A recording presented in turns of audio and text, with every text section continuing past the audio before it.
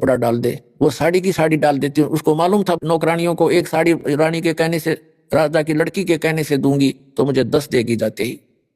लेकिन उसने वो भी चांस उनको नहीं दिया। द्रौपदी ने स्वयं अपनी साड़ी का एक बिलहात, एक गट बोले हैं ना पंजाबी में, हिंदी में बिलहाट देसी भाषा, यानी 9 इंच के लगभग साड़ी पाड़ी अपनी और उस पानी में बहा दी।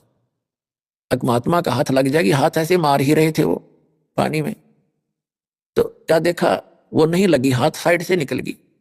उसने फिर दूसरी टुकड़ा पाड़ा, फिर छोड़ दी, वो भी साइड से निकल गई। 7-8, यानी ये देखो दो टुकड़ों में कितनी 1.5 फुट साड़ी गई लगभग, और 7-8 ऐसे फाड़ फाड़ के पानी में बहा, तो थोड़ी ही टुकड़ा बचा एक साड़ी में। तब उसने सोचा कि ये तो बात नहीं बनेगी।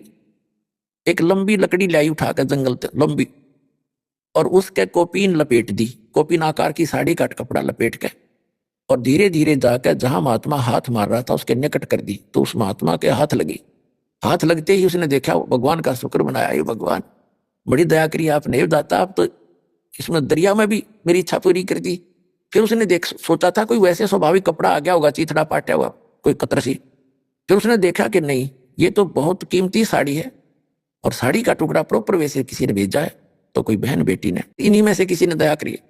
तब आशीर्वाद दिया उसने कि हे बेटी, आज तने मेरी इज्जत रखी, मेरा पर्दा रखा, भगवान तेरी इज्जत रखे और तने घनाए देवे। कहते साधु बोले सहज सुबह, और जो चावे सो कर दे। अब जब तो उस लड़की का को नहीं ध्यान रहा कि एक टुकड़ा साड़ी का दिया था, उसको तो अनगिनत साड़ियां पड़ी थी। लेकिन जब उसका विवाह हो गया उस लड़की का, द्रौपदी का, और पांडव जो है राज हार गए जुए में कौरवों से, और अंत में चाल खेली, क्योंकि एक